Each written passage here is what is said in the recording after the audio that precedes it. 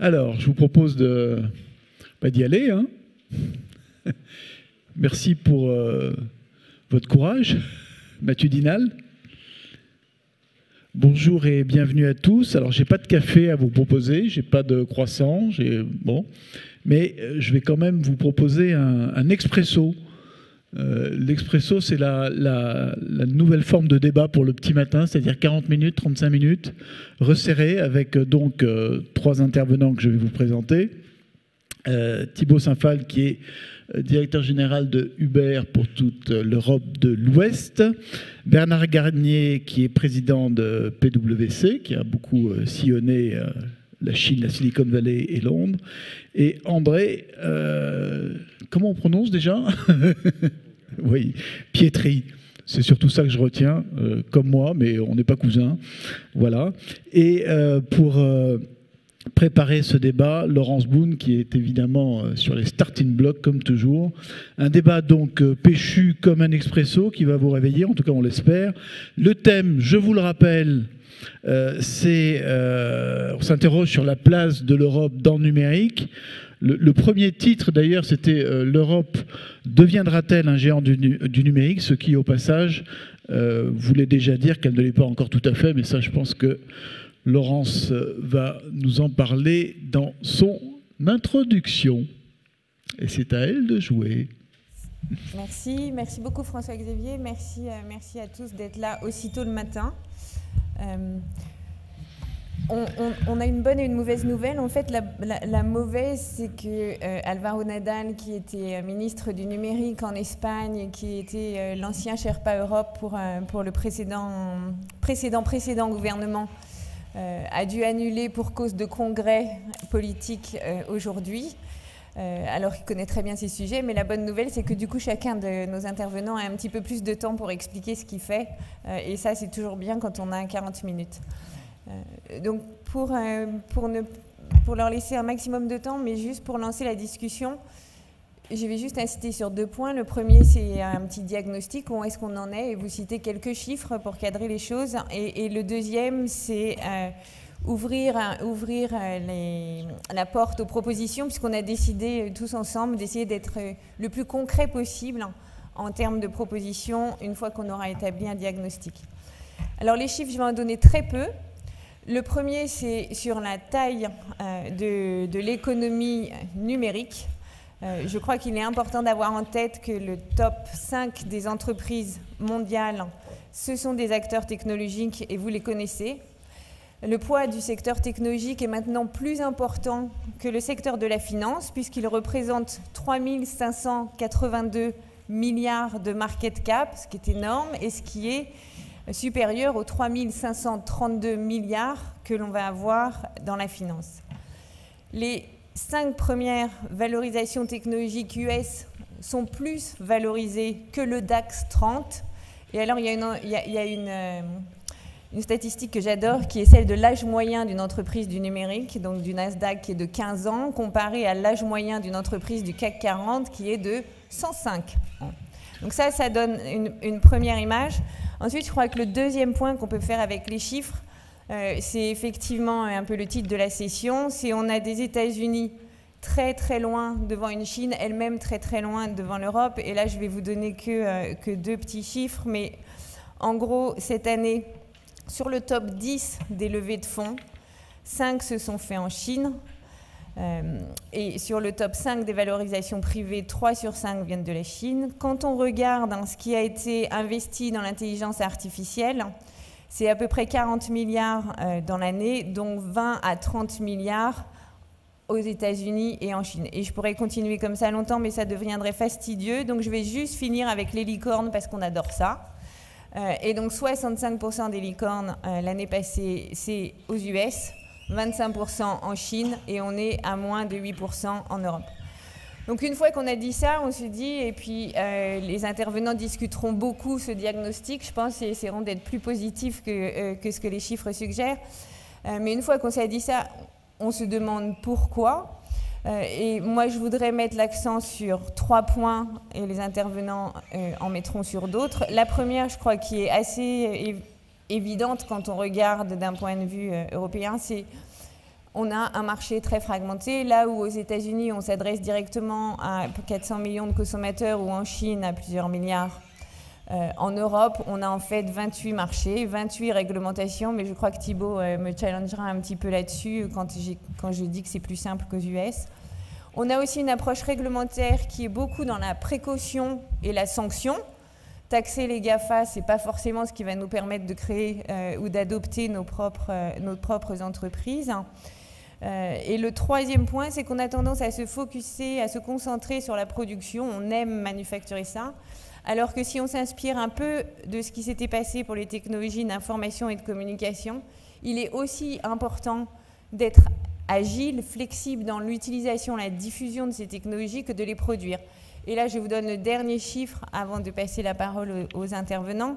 Quand on regarde ce qui s'était passé dans les années 90 avec les technologies d'information et de communication, certes, les pays producteurs de ces technologies, donc principalement les États-Unis, avaient vu leur croissance de long terme augmenter de près de 1 point de PIB, mais les pays qui avaient su adopter, diffuser, utiliser le plus rapidement possible ces technologies avaient vu leur PIB aussi de long terme augmenter de près de la moitié d'un point de PIB. Donc, même si on a raté le train de produire, il est super important pour nous d'avoir la capacité d'utiliser partout dans tous les secteurs de l'économie.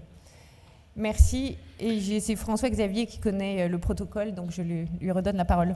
Merci. Alors, je vous avais promis un débat expresso, c'est-à-dire ça veut dire tout simplement qu'on ne va pas partir sur des propos liminaires et on ne va pas faire un tour de table, mais on va tout de suite démarrer sur les questions-réponses, dans le jeu des questions-réponses, autour de deux thèmes, c'est-à-dire autour de deux axes, si je puis dire. Le premier, c'est le constat, le diagnostic, la problématique, et le deuxième, c'est plus la prospective et les propositions. Merci Laurent. Ce que je voudrais dire, c'est que le travail qu'a fait Laurent, c'est absolument remarquable. Donc si vous avez quelques minutes pour lire sa note sur le sujet, prenez le temps, vous allez voir, vous allez apprendre beaucoup de choses. C'est passionnant. Oui. Je voudrais juste remercier une personne dans la salle qui m'a beaucoup aidé pour cette période, pour cette note et qui est assis au milieu un peu devant. Il peut lever la main, celui qui a... Bravo. Voilà. Alors ça, c'est pour réveiller la salle, vous voyez, dès le matin. Alors, on va démarrer plus sur la partie diagnostic. On ne va pas se voiler la face. Bernard Garnier, dans le travail résumé par Laurence, il y a une phrase d'ailleurs dans le texte qui m'a frappé, c'est « L'Europe est la diagonale du vide du numérique, coincée entre les GAFA américains et les Batix chinois ». Est-ce que vous êtes d'accord avec cette vision? Et si c'est le cas, qu'est-ce qui nous a d'une certaine façon amené là? Bien, bonjour à tous. Oui, non, je suis à la fois d'accord et pas d'accord. Évidemment, je dirais, d'abord le numérique, il ne faut pas en avoir peur, premier point. Et d'abord le numérique, c'est beaucoup plus que simplement la techno aujourd'hui. Ça touche absolument tout. Moi qui suis chef d'entreprise, nous qui conseillons PwC beaucoup d'entreprises partout dans le monde, je peux vous dire, ayant traversé certains pays et depuis un certain temps, c'est que ça touche tout. Donc ça, c'est le premier point. Et avec une vitesse d'accélération dont il faut absolument prendre la mesure. Donc, je vais prendre un exemple chez PwC. Tous nos métiers, nous le savons, dans 5 ans, seront différents. La technologie va changer la façon dont nous travaillons.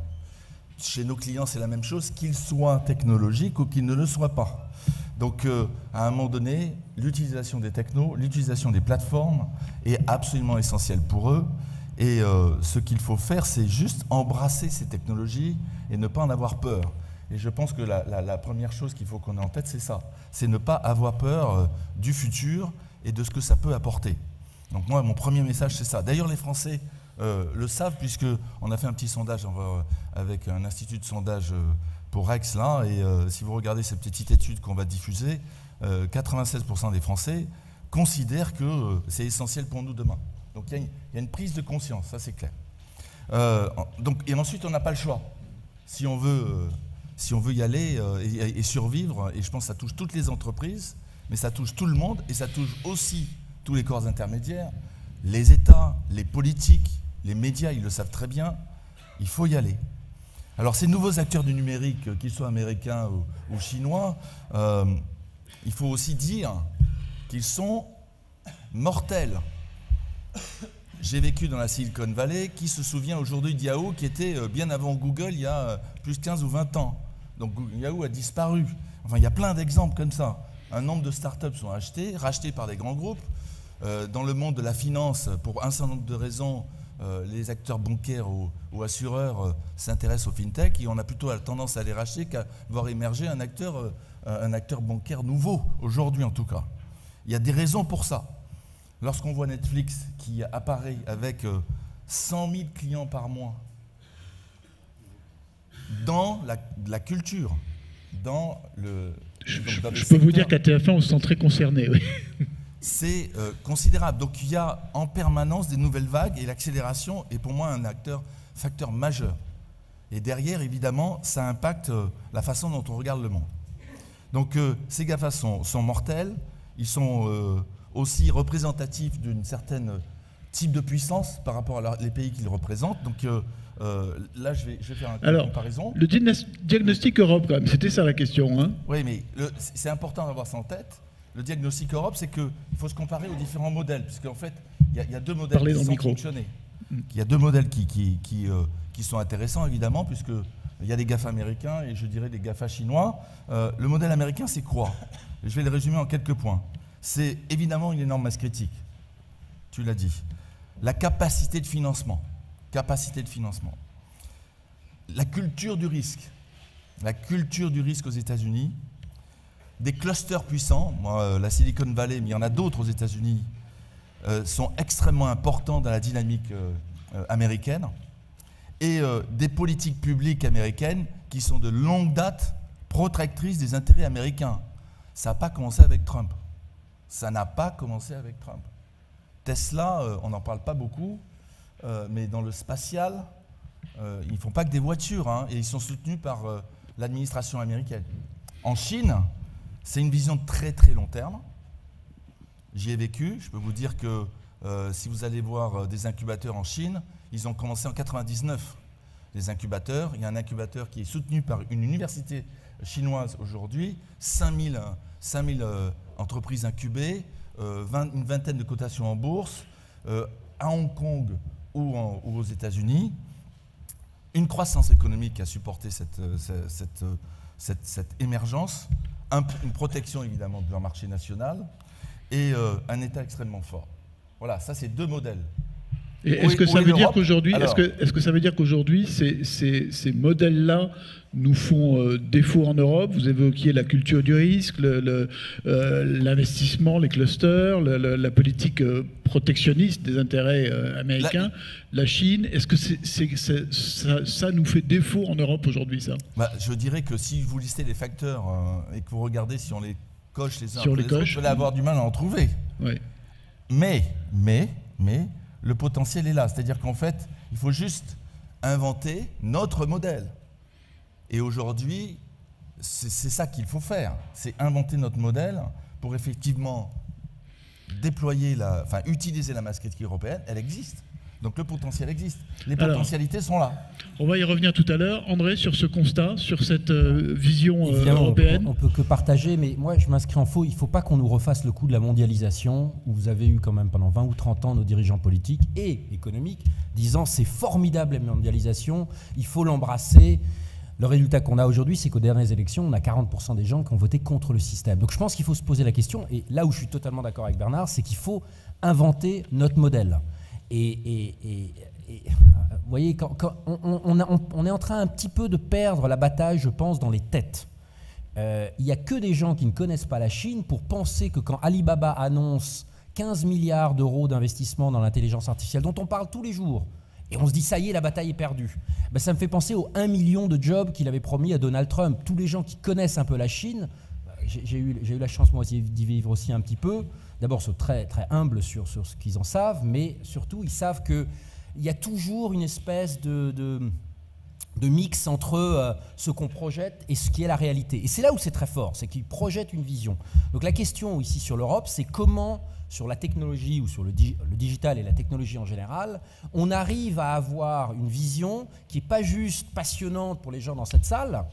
Je ne vais pas avoir l'outrage de nous qualifier ou de vous qualifier d'élite, mais pour les 80% de la population pour qui, quand on parle IA, quand on parle cyber, quand on parle quantique, c'est anxiogène. Et étant, j'ai 2 défauts, je suis comme François-Xavier, corse, mais également allemand. Le paradoxe, par exemple, de l'Allemagne, qui est un pays où on pense tous, c'est des ingénieurs, c'est des techniciens, eh bien en fait, en Allemagne, il y a cette relation très schizophrénique, peut-être à cause de l'histoire, par rapport à la tech. Donc le sujet sur les OGM est encore plus tranché, rappelez-vous, que chez nous. La sortie du nucléaire, on pense qu'en veut, a été massivement approuvée par la population. Donc si on n'arrive pas à réconcilier nos populations avec un vrai modèle européen, et là je te rejoins, où on n'est pas dans la tech pour la tech. Je vais donner une anecdote, je sais pas, pour ceux qui ont regardé l'audition de Mark Zuckerberg au Parlement européen. Alors, les parlementaires européens étaient beaucoup mieux préparés que leurs collègues américains, mais moi j'ai été fasciné de voir une douzaine de parlementaires qui étaient un peu comme le film 12 Angry Men, alors, il y avait 11 hommes et une femme, et ils étaient dans l'agression en disant vous faites ça, et avec des commentaires corrects. Mais à un moment, il y a même un parlementaire qui a demandé mais quels sont vos concurrents? Donc, en fait, ce qui nous manque, c'est qu'on est en manque de vision alternative. Et moi, je suis convaincu, je ne suis pas le seul à le penser, c'est que notre vision, c'est que la technologie, elle doit servir des objectifs sociétaux.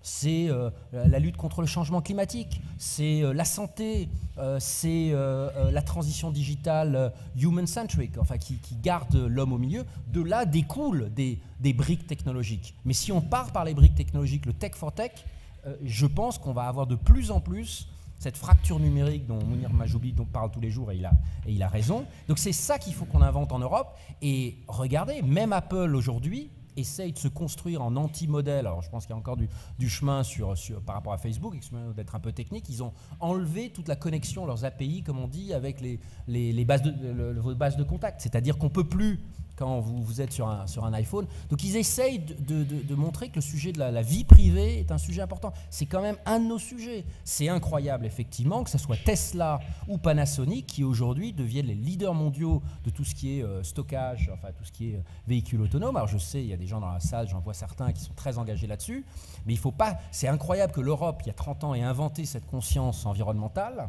que Al Gore en ait fait un marketing extraordinaire, hein, et que ce soit aujourd'hui les Chinois qui ramassent la mise sur ces thèmes-là. C'est ça qu'il faut qu'on fasse. Alors, intéressant de voir avec vous, Thibault, Uber donc, a débarqué en France en quelle année déjà? En 2011. 2011, voilà. Là, pour le coup, il y avait de la concurrence, celle des taxis.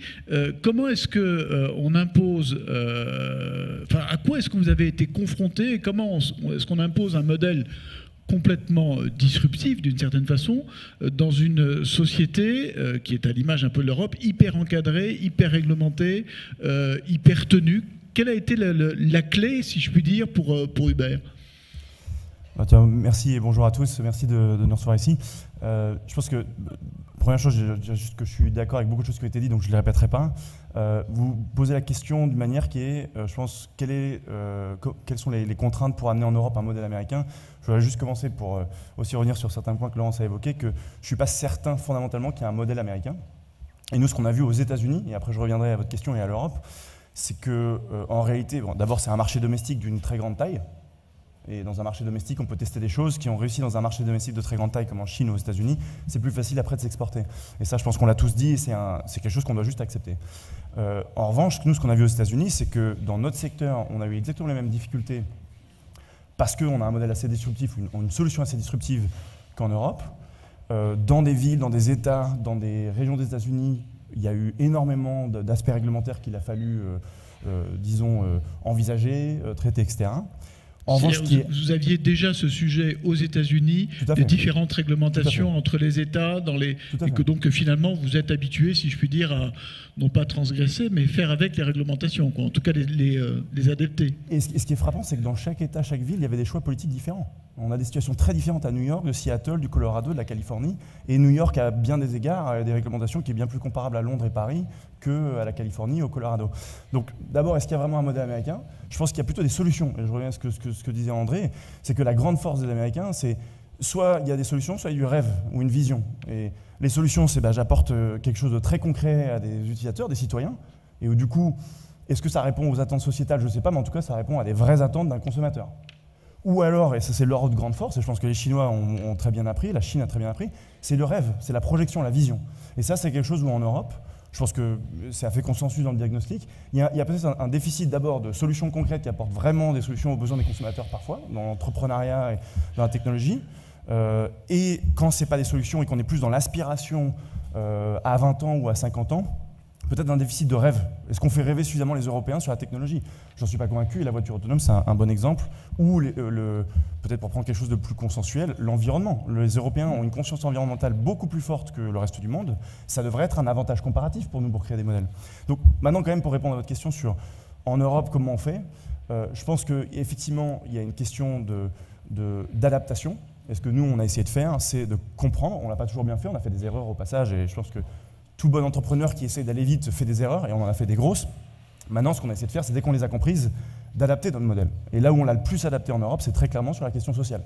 C'est de se dire qu'on va travailler avec les chauffeurs, écouter leurs besoins, et avec les parties prenantes publiques, pour montrer que Uber n'est pas là pour casser un modèle social que les Européens ont choisi d'avoir, qui est, de mon point de vue, comme citoyen européen, un bon modèle, mais de faire en sorte que le modèle Uber, ou la solution Uber, s'intègre à ça. La deuxième chose, et c'est là où je vois une différence avec les États-Unis ou la Chine, c'est dans la vélocité du changement réglementaire.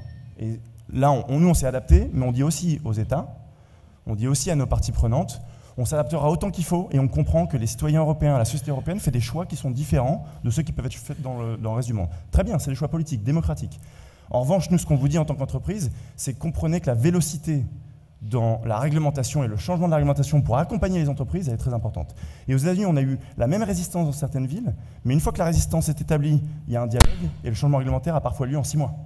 Au Mexique, on l'a vu en 3 mois, où le gouverneur de l'État de la ville de Mexique et le Parlement ont permis à notre secteur d'exister en 6 mois. En Chine, l'État peut certes faire beaucoup de réglementation et mettre un certain nombre d'obstacles, peut-être protectionnistes, on peut en discuter, mais ce qui est frappant, c'est que quand ils voient qu'il y a un business et un secteur et des consommateurs qui demandent, ils vont adapter assez rapidement en fait, la réglementation. Alors, Bernard Gagny, on a toujours tendance à opposer les entreprises nées du numérique et les entreprises plus classiques, avec l'idée d'une certaine façon que les entreprises classiques sont un peu perdues et que la partie est perdue, quoi. Ou en tout cas, c'est souvent le diagnostic. Est-ce que vous partagez ce diagnostic, et est-ce que quelles sont les clés d'une certaine façon pour que des entreprises traditionnelles confrontées au numérique réussissent, y arrivent et franchissent le pas? Alors, si on parle de l'Europe, là, je vous parlais des entreprises européennes. Oui, effectivement, là, il y a un certain nombre de points que ces entreprises ont du mal à appréhender de façon générale. Je dirais que d'abord, il faut déjà segmenter le sujet. Ça dépend si on parle de très très grandes entreprises, des moyennes ou des petites. Je dirais que plus on descend dans la taille, plus c'est compliqué. Ça, c'est très clair. Sur la capacité à absorber la vitesse d'accélération de ces changements, les moyens qu'elles ont pour le faire, et je dirais de façon encore plus importante, le mindset, la façon d'aborder le sujet, l'état d'esprit. Donc ça, en termes de segmentation, il est clair que plus on est grand, plus on a des capacités à réagir parce qu'on peut mettre des moyens. Donc ça, c'est le premier point. Ensuite, je dirais qu'en Europe, et là c'est un problème, je dirais, plus culturel, la capacité à prendre le risque, à aller chercher le risque, à faire transformer une organisation est quelque chose qui, en Europe, compte tenu des contraintes historiques, réglementaires, notamment en France, faire de la transformation, c'est dur. Est-ce que ça touche tous les métiers ? Oui, ça touche tous les métiers, je l'ai dit tout à l'heure, et on voit bien qu'il y a des entreprises qui sont, même si elles apparaissent traditionnelles, ont profondément changé leur business model, profondément évoluent de façon très très forte, et je pense que même dans la banque, dans l'assurance, on voit des mouvements assez importants, même si ça ne semble pas évident, mais la transformation des banques européennes, notamment en France, est quand même très très significative. Elles le savent, les transformations dans les paiements en Europe, beaucoup de choses arrivent. Et je pense que tout s'adapte. Mais la question des moyens et de l'état d'esprit est probablement une difficulté que je vois par rapport à la situation américaine, voire même chinoise.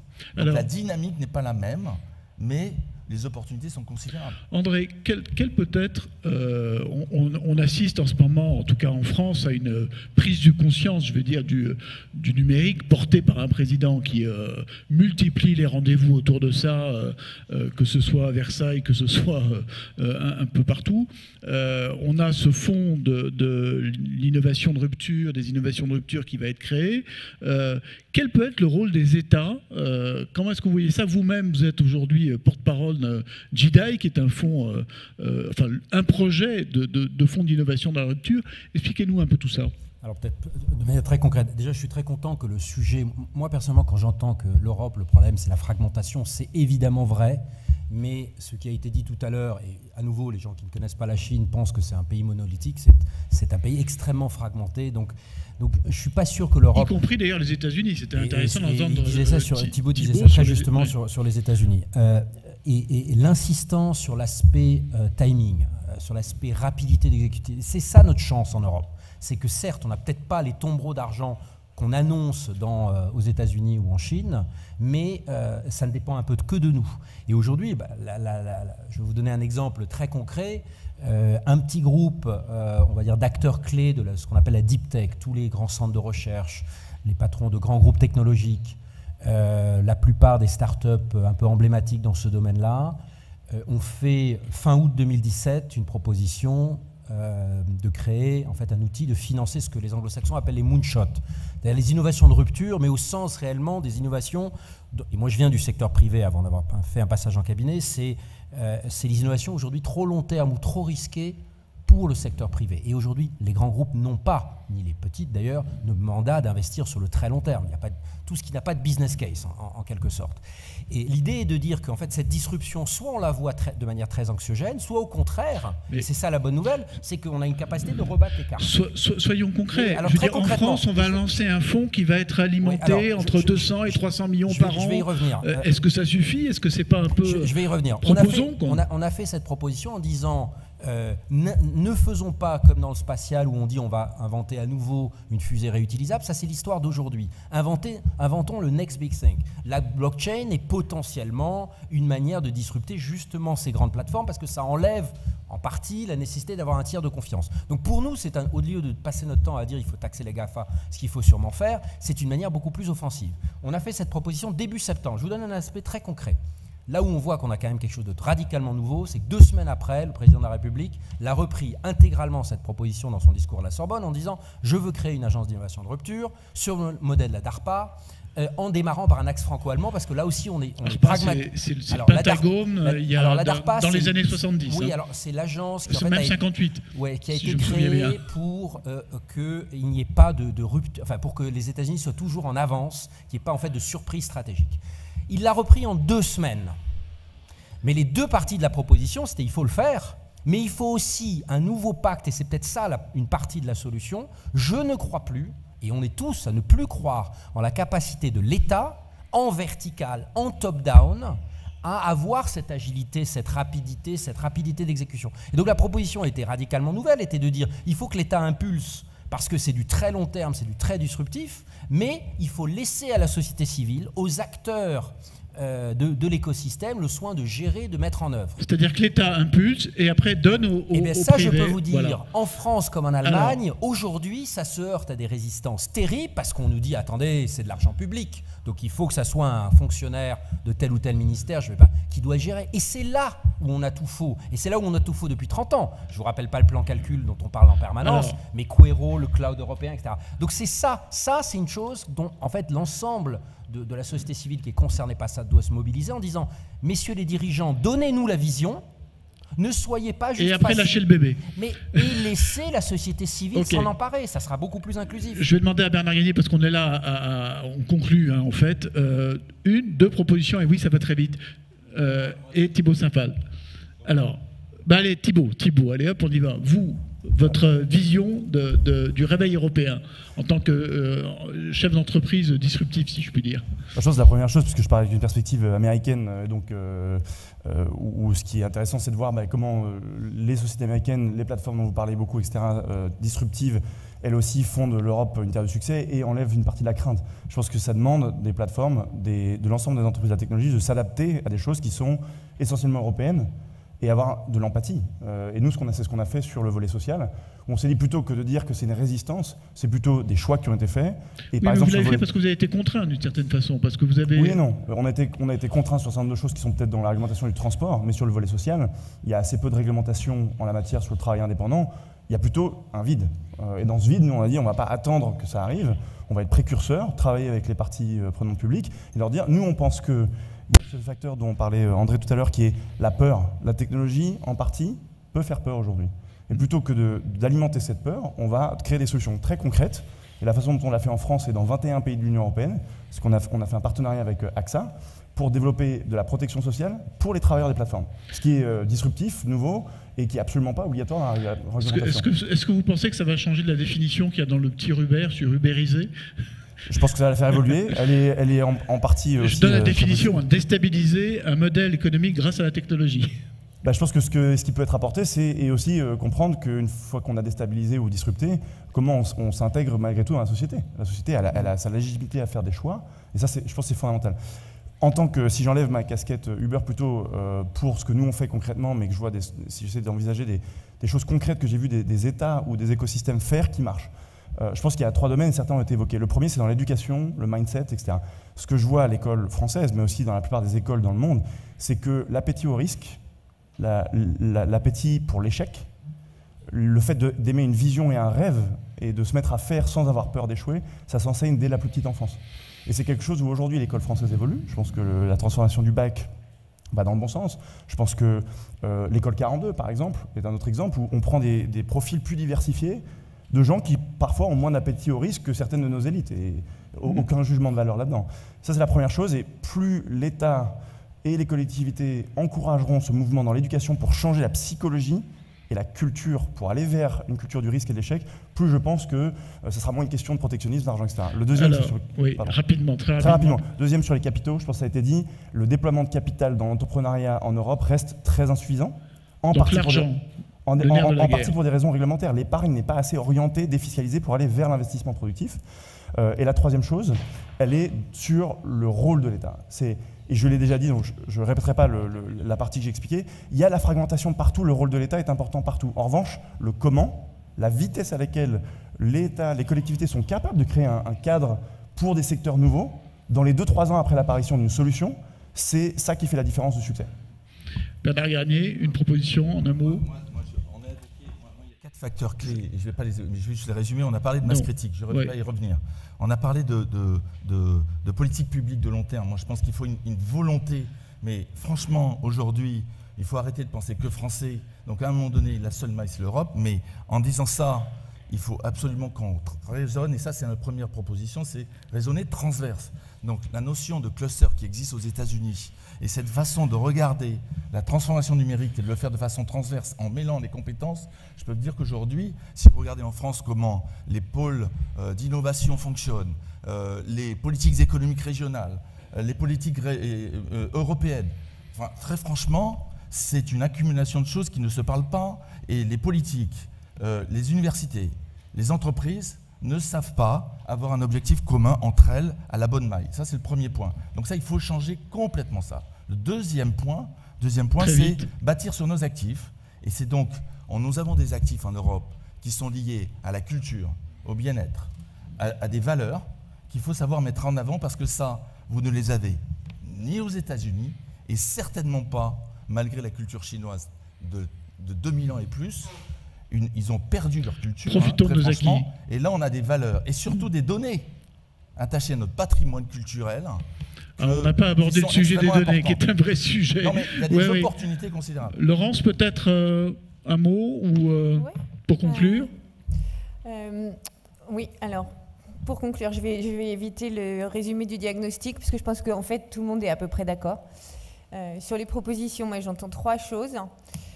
La première, c'est effectivement l'agilité, qu'on sorte de notre cadre très jacobien, où on fait des grands cadres réglementaires, etc., mais qu'on sache s'adapter très rapidement. Et en fait, ce que j'ai trouvé intéressant, c'est que quand on regarde ce qui se passe en Suède, en Estonie, au Danemark, qui sont beaucoup plus agiles et beaucoup plus avancés sur le domaine du numérique que ce qu'on peut être.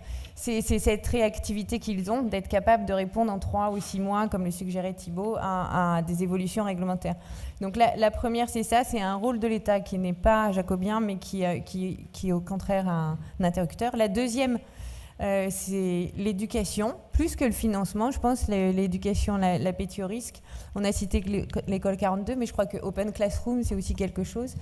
Et donc, ça change chez nous parce qu'on passe d'une innovation tirée par une élite à une innovation tirée par des gens, par toute une partie de la population qui, quel que soit son niveau d'éducation, est capable de s'adapter et de créer des choses.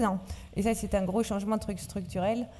Et ça va avec l'aversion au risque, parce que je pense qu'on a beaucoup moins à perdre quand on ne vient pas de l'élite et qu'on doit créer quelque chose.